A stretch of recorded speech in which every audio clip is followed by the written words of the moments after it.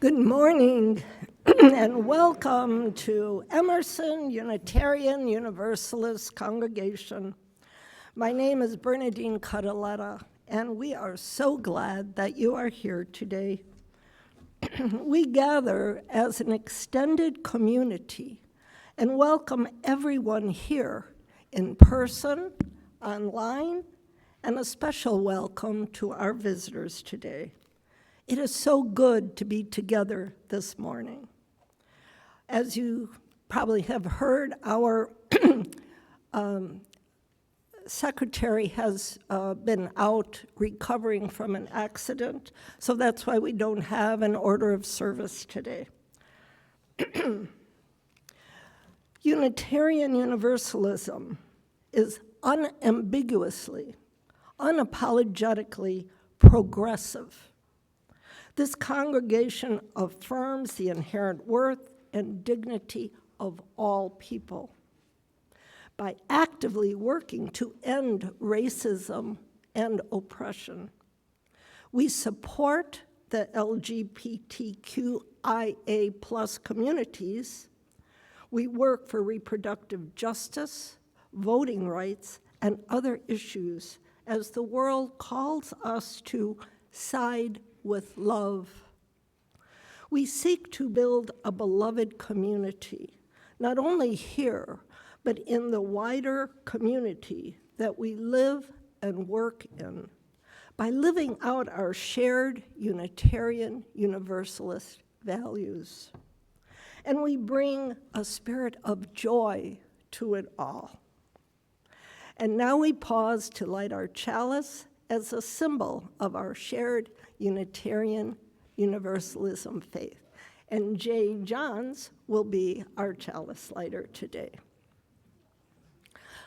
Our chalice words this morning are by Sarah Stewart. With full hearts, we affirm our relationships with one another. We recognize our agency and our connective power. Whoops.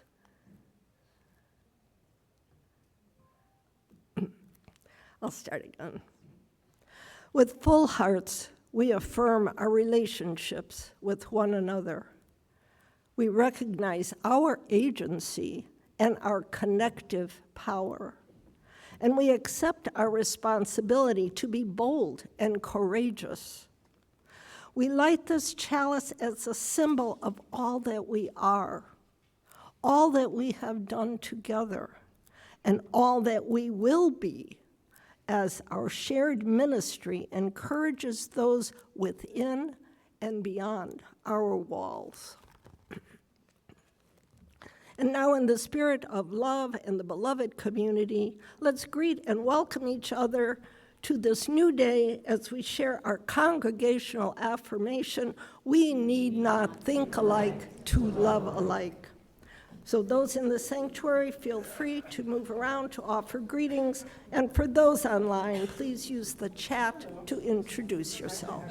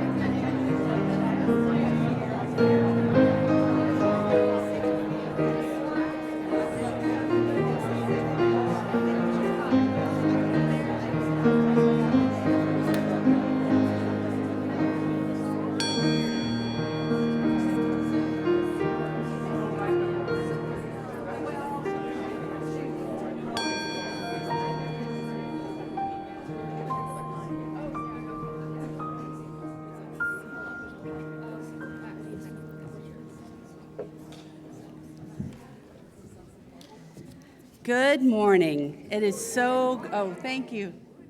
It is so good to be with you. My name is Reverend Christina Branum-Martin, and I have some beautiful opening words. Listen. The Spirit is calling. It calls us in the silence and through the noise and the busyness of our lives. It calls us in the brightness of the day and in the darkness of night, in times of hope and despair. Listen. Can you hear it? The Spirit is calling. It doesn't matter what you call it, for it has no name and many names. The Spirit of life, the Spirit of love, the Spirit of compassion, of hope and justice. Listen, can you hear it? It is calling you and me. It is calling us to greater wholeness, greater connection, greater service, greater love. It is calling us to heal ourselves and to heal the world. It is calling us to live more deeply into love. And it is calling us to laugh and dance and sing. And it's calling us to live through pain and sorrow. It's calling us to live courageously and kindly, to speak our truth and bend the moral arc towards justice. And today it is calling us into community. Can you hear it? The Spirit is calling. Amen. Let's sing together number 123, Spirit of Life.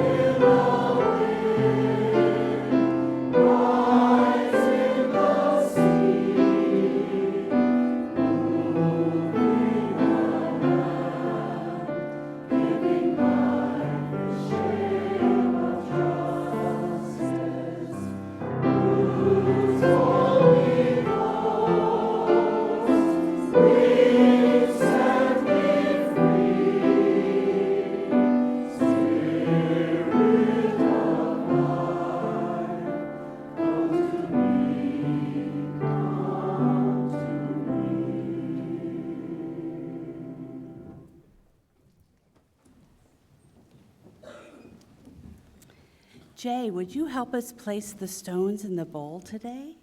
Thank you.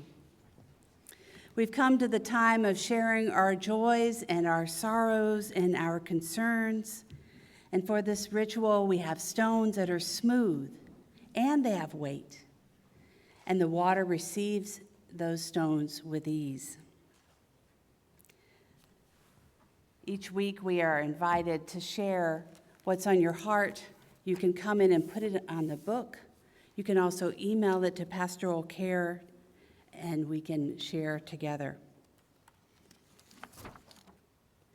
We place some stones before we read out of the book each week, and the first is in honor of the Cherokee and the Muskogee nations of the indigenous peoples who lived here in this land before we came. The second is to remember those wrongly enslaved here who labored on this land.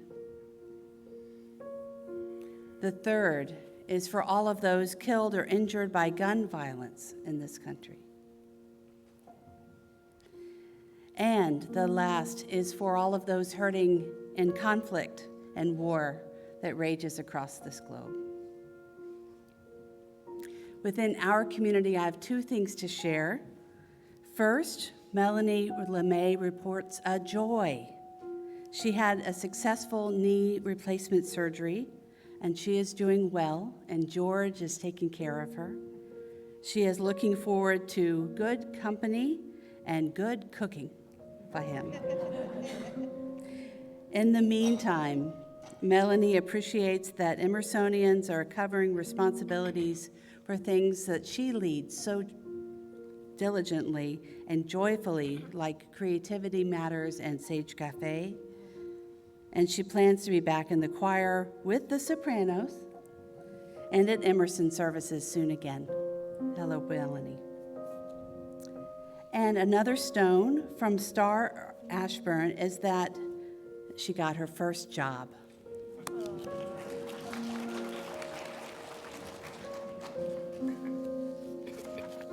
Would you place one last stone for me, Jay? It's for all the things that we are carrying and have in our hearts and we're not ready to share yet. Thank you so much. And we close today with the Buddhist prayer of loving kindness. May we all be filled with loving kindness. May we all be free from harm and suffering. May we all be well in body, heart, and mind. May we all be at peace. Blessed be.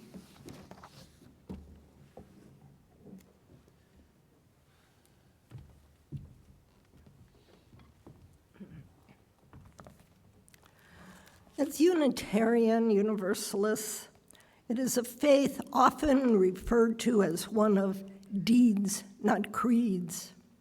How we show up in the world is how we live our faith. One way we do this is by partnering with other organizations to bring love, kindness, and justice to the world. Each month, Emerson chooses an organization to support with half of our collected donations. During the month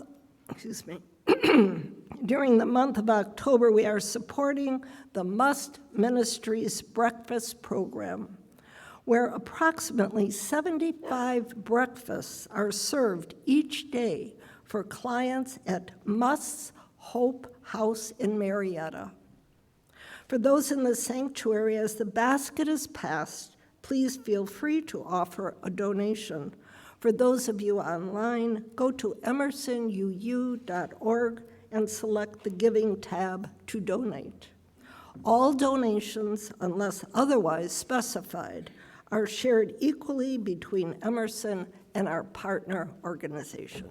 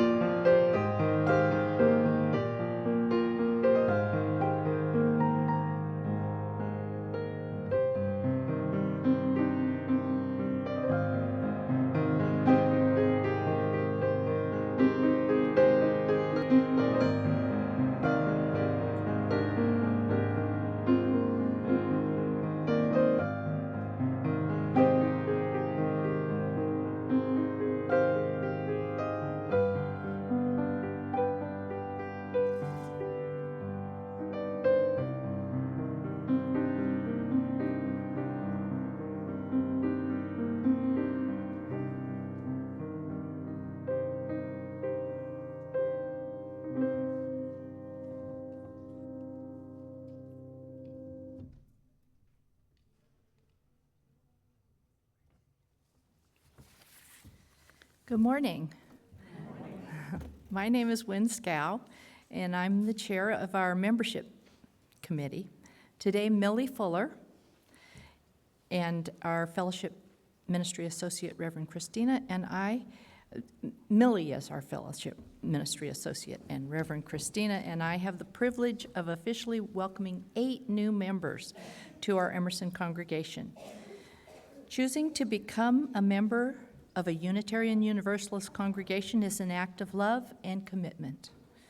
It's a way to declare that you affirm the inherent worth and dignity of all, that you are committed to a free and responsible search for meaning as you grow spiritually, that you are committed to working for justice and creating a peaceful world, that you acknowledge the interconnectedness of all life, and that you are committed to contributing to the life and health of this Emerson community. We are delighted. Please allow me to introduce the members who will come up in a moment to sign the membership book, and you can learn more about them in the handout. And as I call your name, please come forward and bring your words with you so that you'll have the words up here in order to join in when we share our covenant. And Zach Janelle is representing the whole family. The rest are homesick, unfortunately. And Peggy and Bill Davis are going to come up. Oh, I see you. Thank you.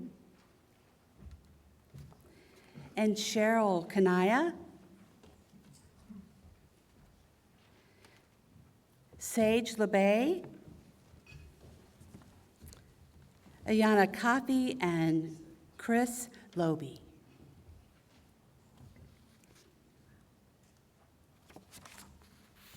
Here you go, Wynn. I invite our new members to recite the new member covenant together, followed by the congregational response. We enter this faith Possibilities in our hearts, pledging to participate in and support ministries of this congregation. We covenant to remain true to the spirit of love that flows through us and guides us. We seek your welcome as we join you in this faith. We all are connected. And now we will respond. We welcome you as once we were welcomed. We seek to be open and inclusive, respecting your inherent dignity, your ideas, and your vision. We seek to be supportive, not only when you reach out to us in courage, but also when you need to you. In return, we ask that you recognize our humanity. We will not always live up to our ideals, and when we fall short, we invite you to stay in relationship with us and help us more fully bring alive the spirit of love. We welcome you as an equal member of this congregation, of this faith, and of our shared spiritual journey. We are all connected.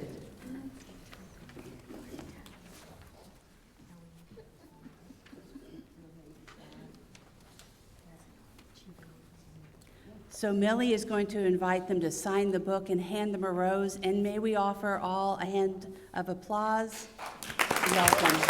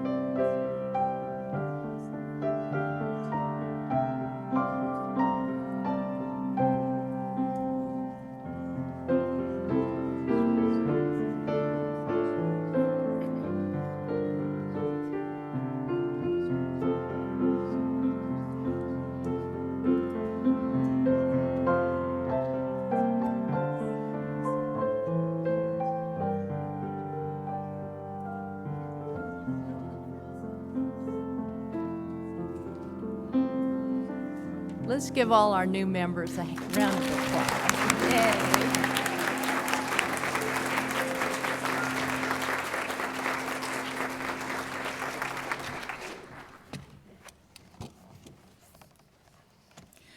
Good morning, Emerson. This morning we celebrate democracy and all those who participated or are participating in UU the Vote. Democracy is one of our core principles of Unitarian Universalism. You may know principle number 5 from our 7 principles, the right of conscience and the use of the democratic process within our congregations and in society at large.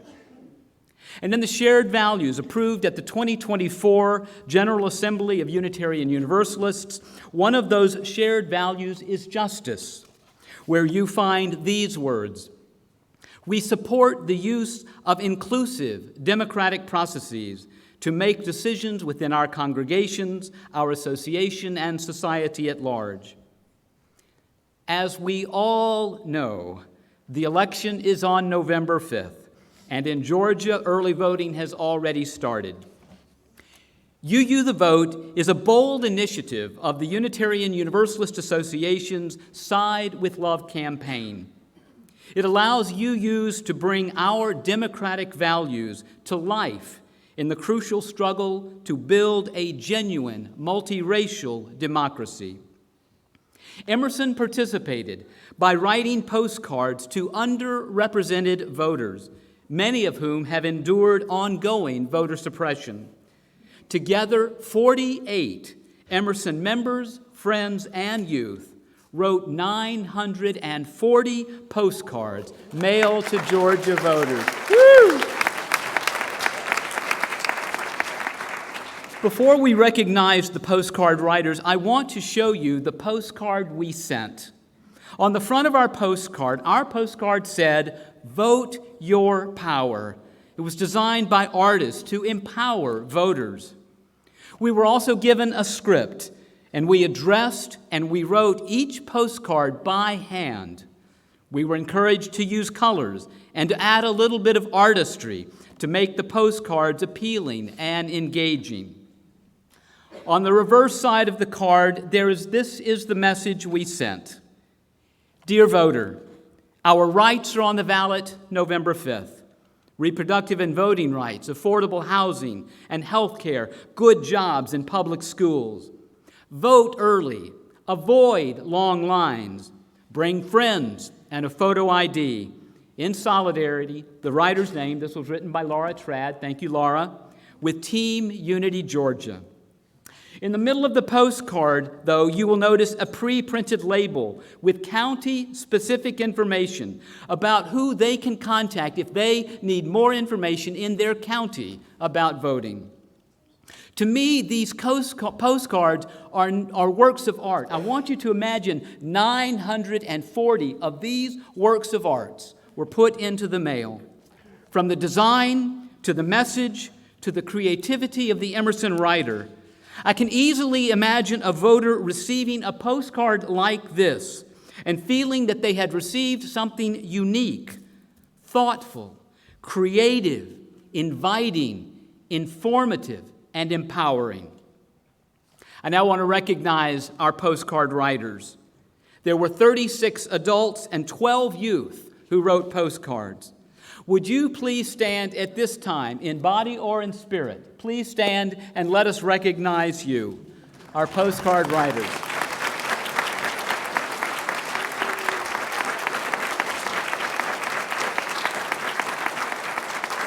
Don't sit down, don't sit down, don't sit down. No. I believe there are at least 3 of our postcard writers online this morning, and we recognize all of you as well.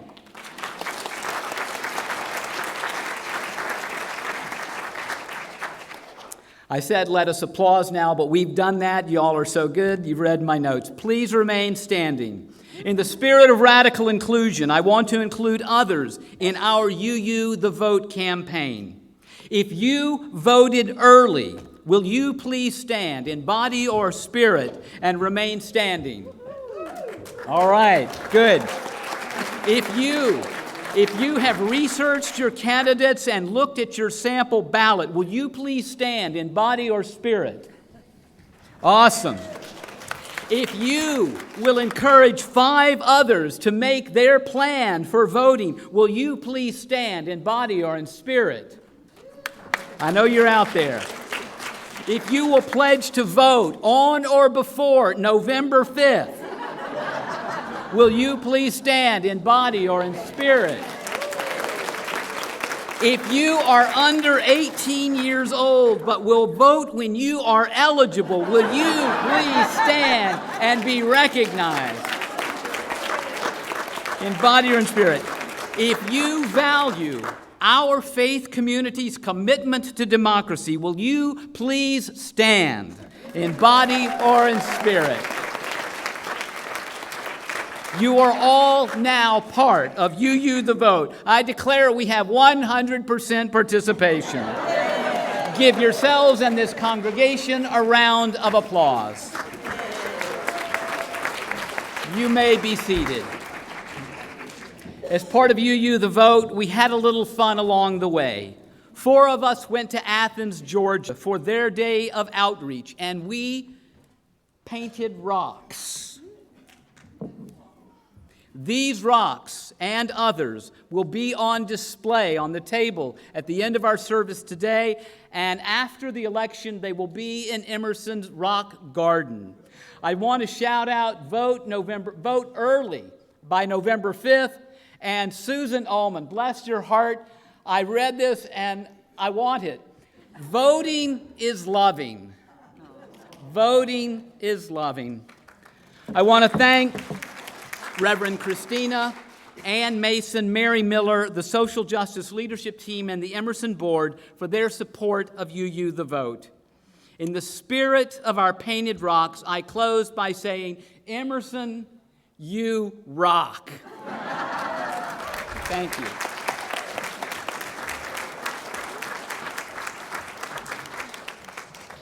And now the young and young at heart are invited to come up and see a great story.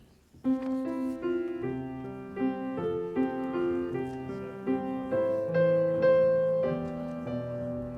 got my thing on. Can you hear me? Can you hear me? Ah, there I am. There I am. Hey, fantastic. Oh, great. Okay, everybody's here for the story. I'm Jeffrey Jacoby. I have a story for all ages. And today we're going to have a slightly spooky story for all ages because Halloween's coming up. Yeah, so that's always fun. I like a spooky story. And I told Noel, because I know this is one of his favorite stories, he said, if you ever tell that story about the pale green pants, let me know because I want to be there. He likes hearing this story. And but he gets kind of scared during this story, so he said he's going to sit behind the chalice because it's just a little too scary for him.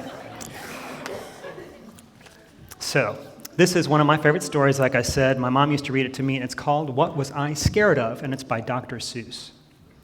Yeah, And, I love Dr. Seuss. oh, you do? Yeah, me too. I always love Dr. Seuss. And you can tell from the title that some scary stuff's going to happen. But you'll see, as the story goes on, that the narrator could have maybe possibly kept from feeling scared in the first place. So at the end of the story, I'm going to ask you if you thought of something that he could have done to keep from being scared when he meets the pale green pants with nobody inside them. Well, I was walking in the night, and I saw nothing scary, for I have never been afraid of anything. Not very. Then I was deep within the woods when suddenly I spied them. I saw a pair of pale green pants with nobody inside them. Oh. They're not really pale green, but they're forest green, I think, but that's close enough. It's like, well, I wasn't scared. But yet, I stopped. What could those pants be there for? What could a pair of pants at night be standing in the air for? And then they moved. Those empty pants, they kind of started jumping. And then my heart, I must admit, it kind of started thumping. So I got out. I got out fast as I can go, sir. I wasn't scared. But pants like that, I did not care for. No, sir. After that, a week went by. Then one dark night in Greenwich, I had to do an errand there and fetch some Greenwich spinach, like you do. While I had fetched the spinach, I was starting back through town when those pants raced around the corner, and they almost knocked me down. I lost my spinach, but I didn't even care. I ran for home. Believe me, I had really had a scare. Now, bicycles were never made for pale green pants to ride them, especially spooky pale green pants with nobody inside them, right? Silly. It is. It's very silly. And the next night, no, exactly. Totally not true. And the next night, I was fishing for doubt trout on Ruver River.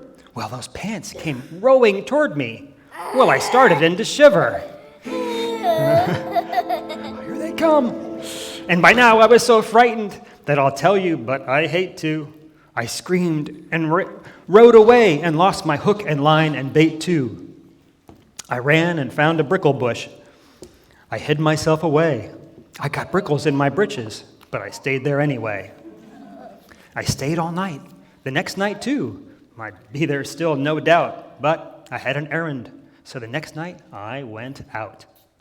I had to do an errand, had to pick a peck of snide in a dark and gloomy snide field that was almost 9 miles wide.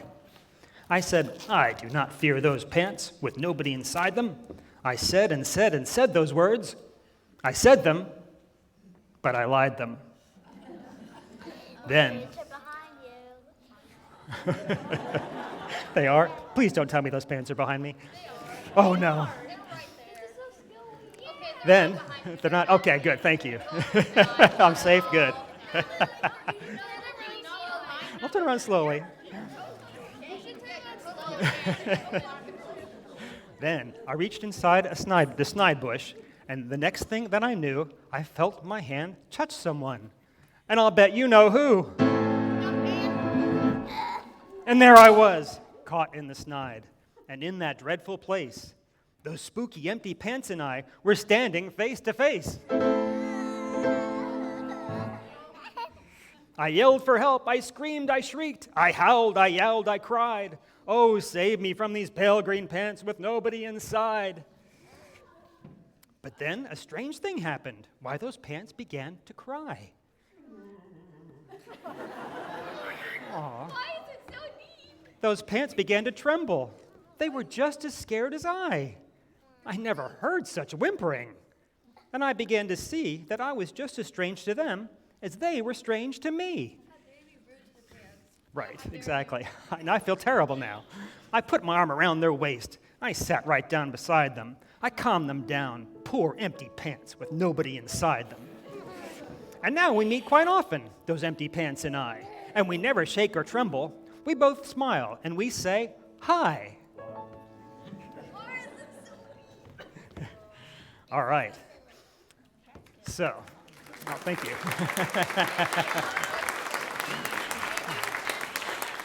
Thank you. All right, so my question for you guys is, can you think of some words that the narrator could have used when he first met the pants that could have kept him from feeling scared in the first place? What do you think?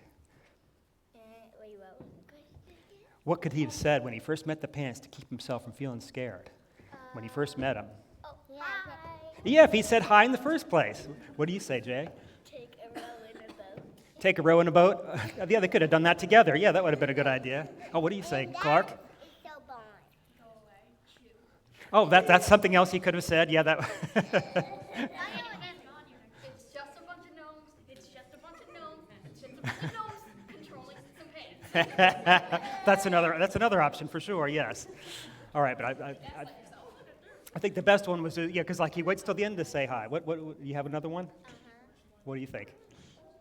You want to be friends. Yeah, I want to be friends. Like when he first saw them, if he'd said that, he would have found out that they were scared of him and they were scared of each other, and they could have been friends right off the bat. Yeah, it would have been great if they'd been friends from the beginning.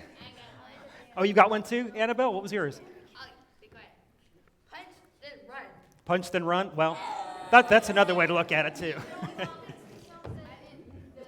mushrooms, very potent mushrooms that are making him hallucinate. You're getting very creative, Jai. I like the way you think. That's very good. Oh, you had one also? What's that? Put on the pants. Oh, hadn't thought of that. That's yeah, that would have been all one. Yeah, exactly. All right, shall we sing our song of dedication?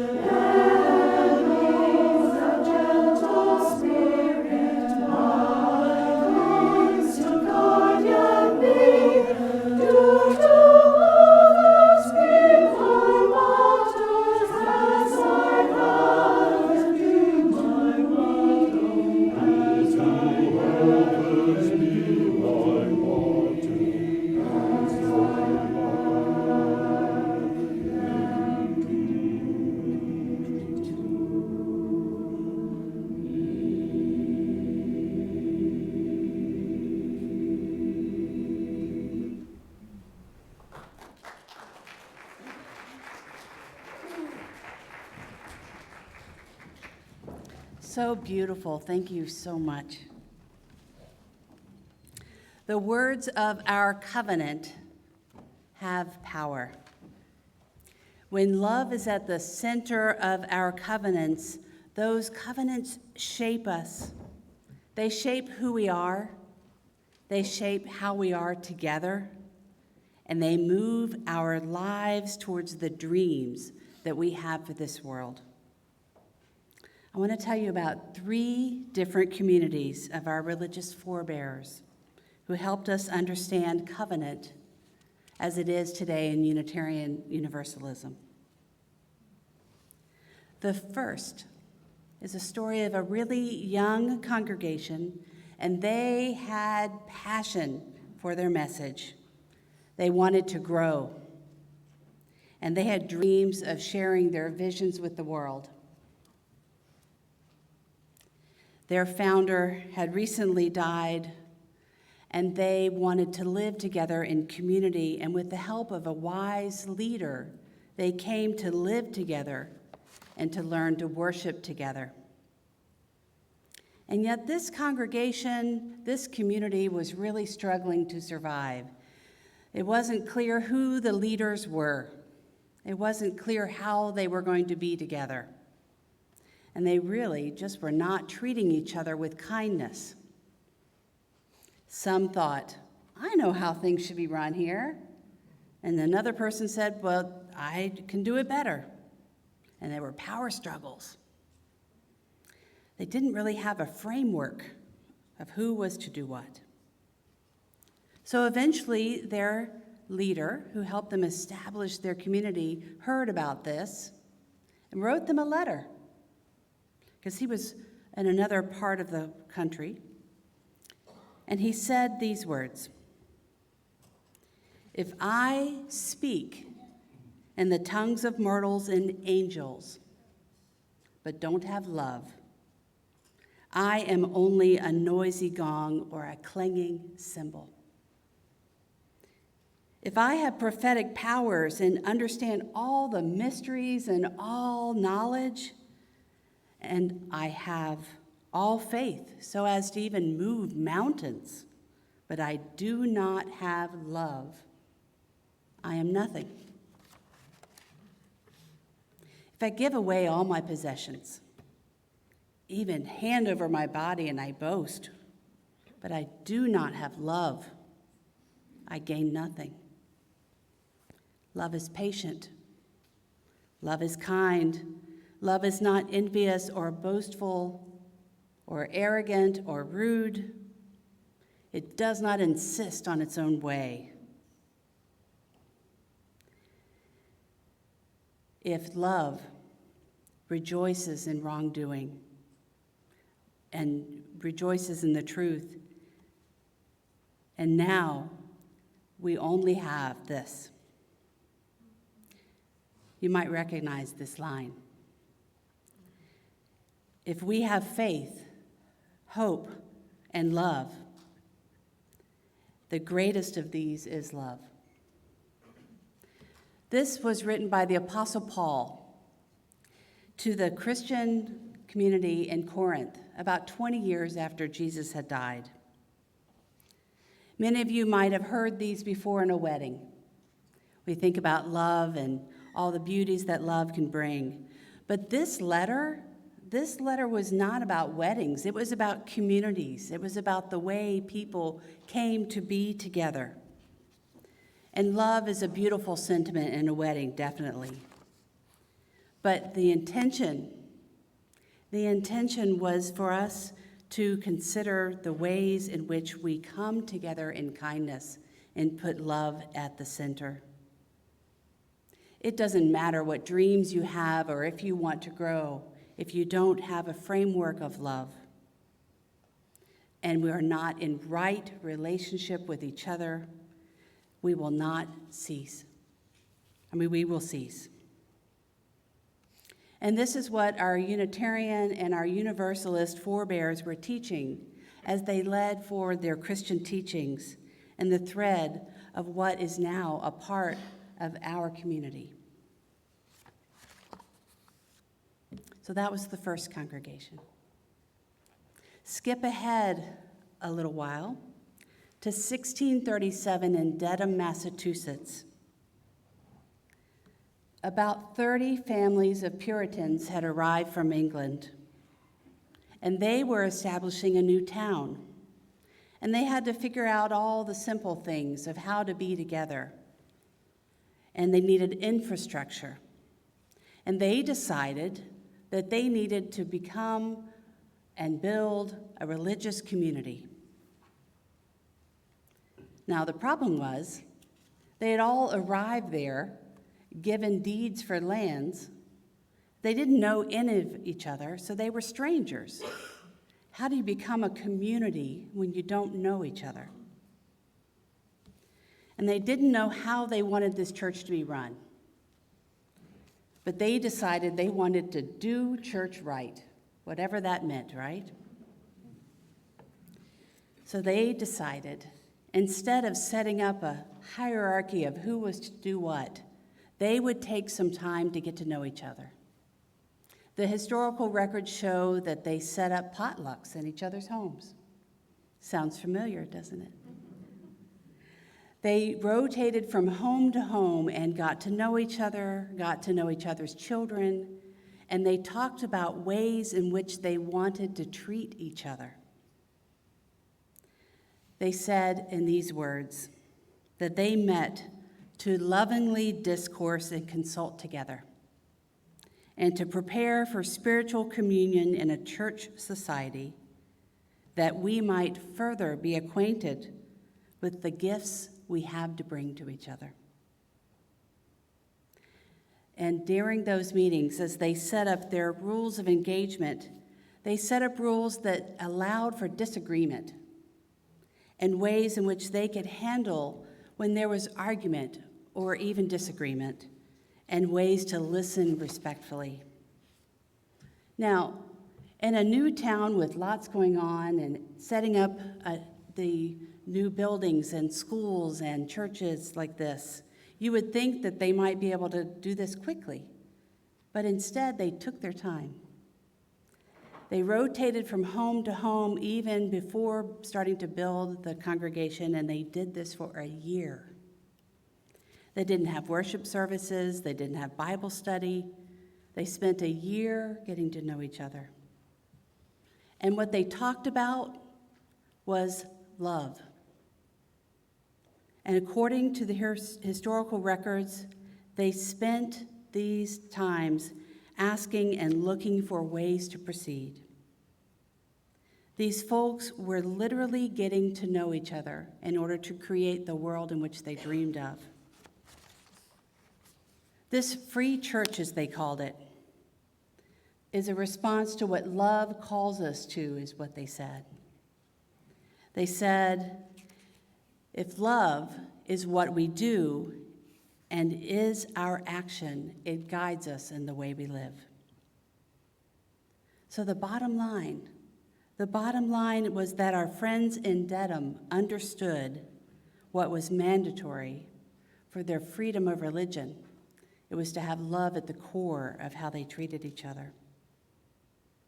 Their covenant, their right relationship, is what was core to their community. Those religious forebears of ours, yes, way back in Corinth, and also in Dedham, and in other ways in which religious faith has taught us in community how to be together, still hold true today. We as Unitarian Universalists look for ways in which we can be together, even in disagreement, and find ways to listen to each other with love at the center. Well, that third congregation I want to tell you about is you. The founding members of Emerson also first met in people's homes. They met in people's living rooms until they found a bank they could rent a small space in. And then they found a little church, a little yellow church, right? And they moved in and made a home for themselves.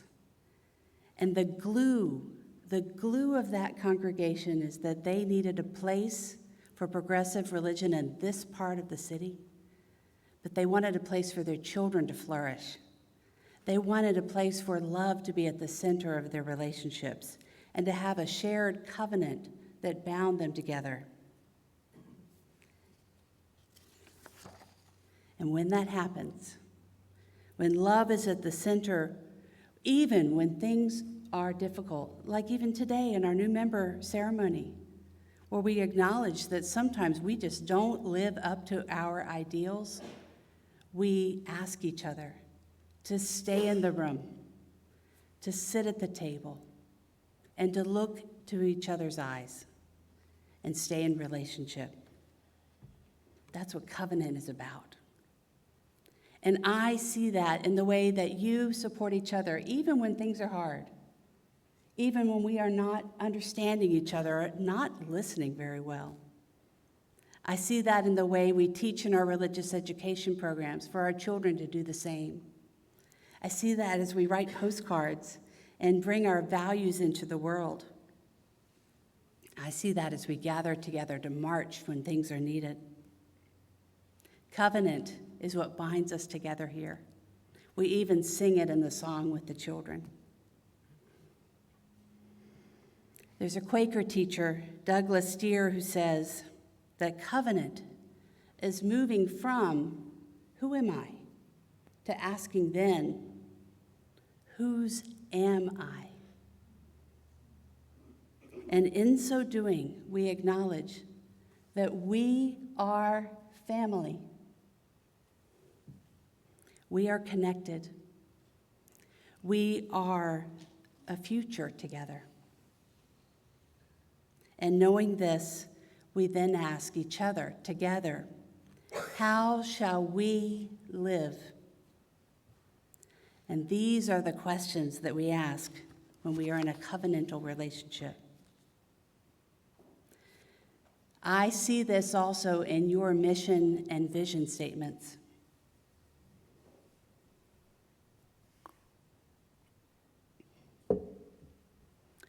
Emerson is to be a radically inclusive, open-minded, beloved community that is a vibrant source of peace, hope, and healing.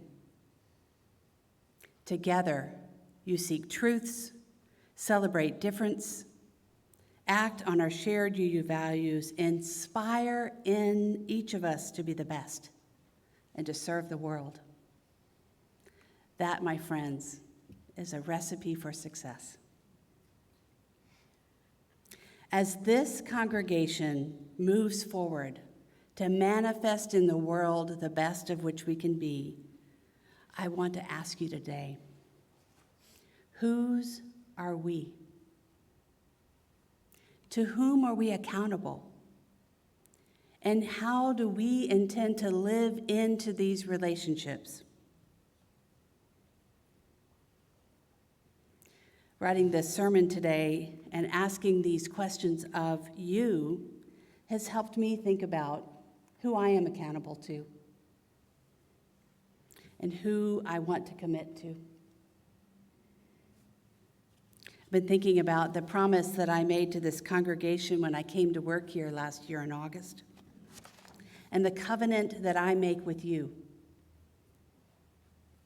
I know that in order for us to examine our promises, it is important for us to understand who we are, yes, and whose am I? I am Lee's partner. I'm the mother to 2 children that I love dearly. I am your contract minister. I'm a close friend to a few, and I am a flawed citizen trying to do the best in this messed up world. And I am accountable to you as your minister. I know that in all that I do in love. I am your constant cheerleader. I may be at times a decent spiritual leader,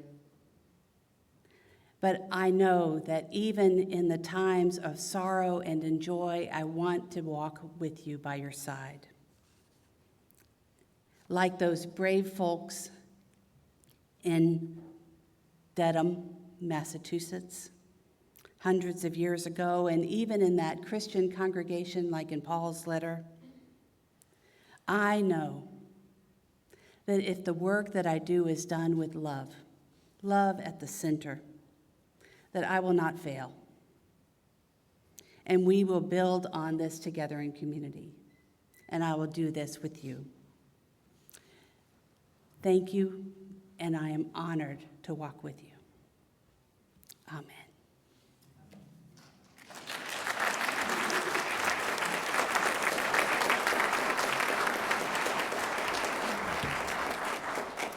Let's sing together our final closing hymn, Love Will Guide Us, number 131. It's in the gray hymnal if you need it.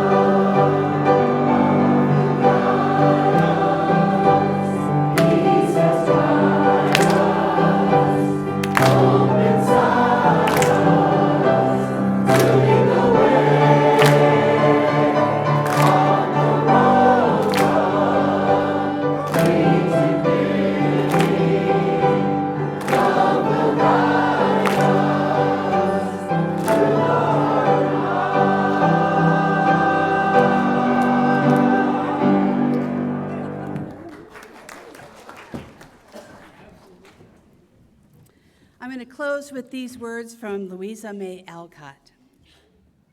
Far away there in the sunshine of my highest aspirations, I may not reach them, but I can look up and I can see their beauty and I can believe in them and I can try to follow where they lead. Join me. Let's go there together. Hey, Jay, why don't you come up and help me put out that chalice?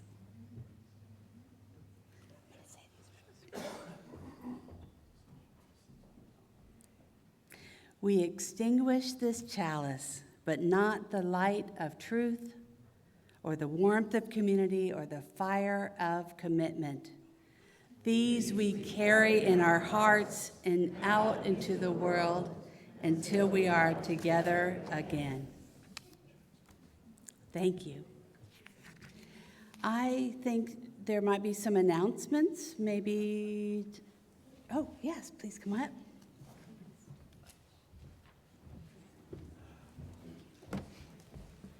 So, good morning, all the youth and children who are in here. This is a special day. We're having RE all together. So when you are dismissed, quietly, calmly, meet me at this door right here, all right? Which door? This door, right here. Okay. Anything else?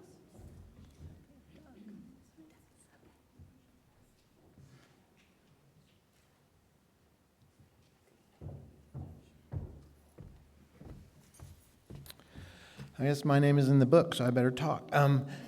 At the conclusion of this service, we'll take like a few-minute break so everybody can go to the restroom, and then we'll start the congregational meeting. I'll be in this room. We'll need everybody to check in so that we can make sure we have quorum, but I'm pretty sure we do, given how many people are sitting in the room, so thank you for that.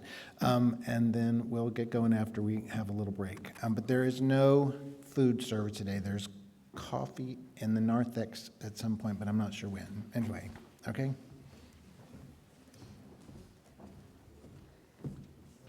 Thank you, and go now in peace.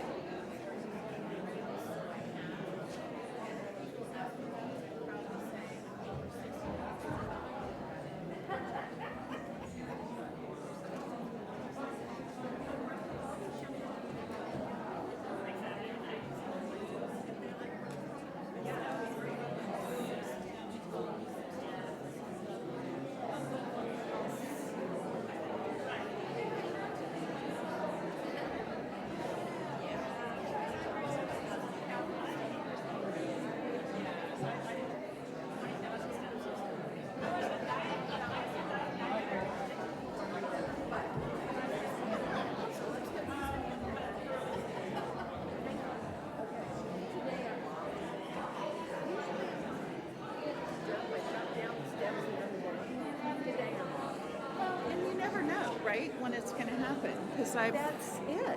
You don't. Yeah. And the weather is an impact. Set up your output port, 1080, full HD is best. Okay. This is the number. Oh, there we go. All right. Should I put it here? Yeah, and I'm going to try to. Where's this?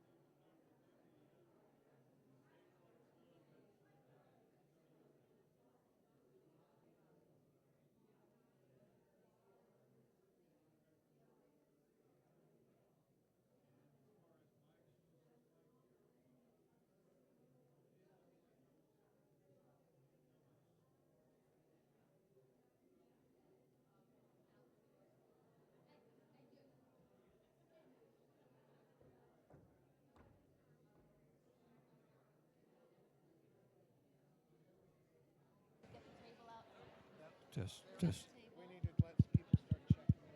That.